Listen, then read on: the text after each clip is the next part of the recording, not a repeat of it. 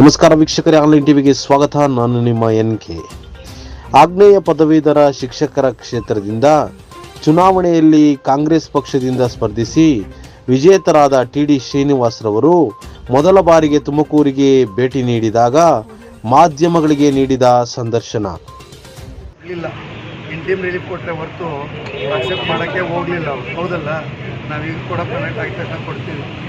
OPS ಎಲ್ಲ ರಾಜ್ಯಗಳಲ್ಲಿ ಜಾರಿಗೆ ತಂದಿದ್ದೀವಿ. ಹೌದಲ್ಲ, ಎಲ್ಲೂ ಜಾರಿಗೆ ತಂದಿಲ್ಲ ಅನ್ನೋದು ನಮ್ಮೆಲ್ಲ ಆಪತ್ನೆ ಇಲ್ವಲ್ಲ. ಖಂಡಿತ ಅದನ್ನು ತರ್ತಾರೆ. ಅದ್ರ ಜೊತೆಗೆ ಒಂದಷ್ಟು KCSR ಬದಲಾವಣೆ ತರುವಂಥದ್ದು ಮಾಡ್ತೇವೆ. ಅಲ್ಲ, ಯಾವಾಗ ಜಾರಿ ಆಗಬಹುದು ಸರ್? ಯಾವುದು OPS ಇದೆಲ್ಲ OPS ಸಮಿತಿ ರಚನೆ ಆಗಿದೆ, ಅಂತಿಮ ವರದಿನ ಅಕ್ಸೆಪ್ಟ್ ಮಾಡಬೇಕು, ಅದಾದಮೇಲೆ ಆಗುತ್ತೆ.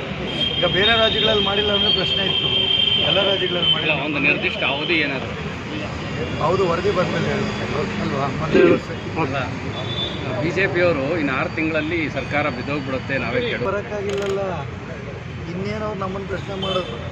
400 ಹತ್ರ ಅಂದವ್ರು 300 ಹತ್ರಕ್ಕೂ ಹೋಗೋಕ್ಕಾಗಿತ್ತು. ಅವ್ರಿಗೇನಾಯ್ತು ನೋಡಿ, ಅವರು ಕೆಲಸ ಮಾಡಿದ್ದೀನಿ ಅಂತ ಚುನಾವಣೆಗೆ ಹೋಗೋಕ್ಕೆ ಅವ್ರ ಕೈಯಲ್ಲಿ ಆಗಲ್ಲ. ಇನ್ನು 100 ವರ್ಷ ಆದರೂ ಆಗಲ್ಲ. ಯಾಕಂದರೆ ಅವ್ರಿಗೂ ಬೇರೆ ಪಕ್ಷಗಳಿಗಿರೋ ವ್ಯತ್ಯಾಸನೇ ಇಷ್ಟೇ. ಬೇರೆ ಪಕ್ಷಗಳು ಅಭಿವೃದ್ಧಿ ಮಾಡಿ ಮತದಾರರಿಗೆ ಹೋಗ್ತಾರೆ, ಇವರು ಬೇರೆ ಬೇರೆ ವಿಚಾರಗಳು ಇಟ್ಕೊಂಡಿರ್ತಾರೆ. ಈಗ ಆಲ್ರೆಡಿ ರಾಷ್ಟ್ರದಲ್ಲಿ ಯಾವುದು ಬೇಡ, ಅಯೋಧ್ಯೆಯಲ್ಲಿ ಯಾಕೆ ಗೆಲ್ಲಕ್ಕಾಗಿಲ್ಲ? ಇದಕ್ಕೆಲ್ಲ ಅವ್ರದ್ದು ಆನ್ಸರ್ ಇದೆ. ಅಯೋಧ್ಯೆಯಲ್ಲಿ ಯಾಕೆ ಗೆಲ್ಲಕ್ಕಾಗಿಲ್ಲ? ರಾಮರನ್ನು ಸೀತೆಯನ್ನು ಬೇರೆ ಮಾಡಿದಂಗೆ ಇಡೀ ರಾಷ್ಟ್ರದಲ್ಲಿ ಸಮಾಜನ ಬೇರೆ ಮಾಡೋದು ಬಿಟ್ಟರೆ ಅವ್ರಿಗೇನೂ ಗೊತ್ತಿಲ್ಲ. ಅಷ್ಟು ಹೇಳಬಲ್ಲ. ನನಗೇನು ಸವಾಲು ಅನ್ಸುತ್ತೆ. 71 ಅದೇ ಕ್ಷೇತ್ರದಲ್ಲಿ ಇದ್ದೀವಲ್ಲ, ನಮಗೇನು ಸವಾಲು ಅನಿಸ್ಲಿಕ್ಕಿಲ್ಲ.